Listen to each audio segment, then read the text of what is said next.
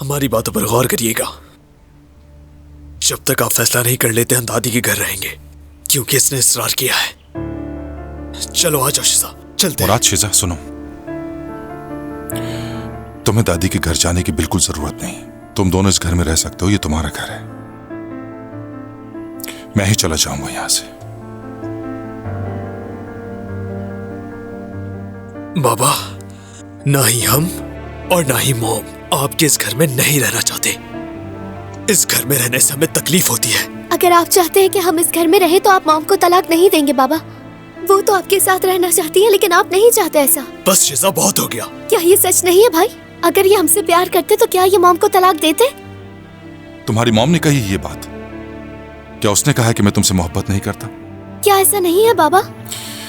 शिजा, मेरी प्यारी बेटी, मेरी जान।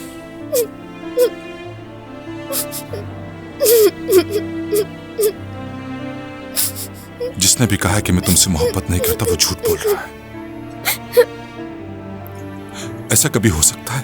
हाँ, तुम मेरी औलाद हो, मैं तुमसे मोहब्बत क्यों नहीं करूंगा? मेरी जान, तुम्हारी मॉम और मेरे दरमियान जो भी इख्तिलाफात है, लेकिन तुम हो तो मेरे बच्चे।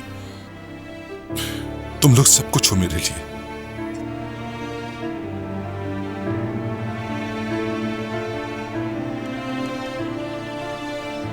ये आप पर मुनस्सर है बाबा।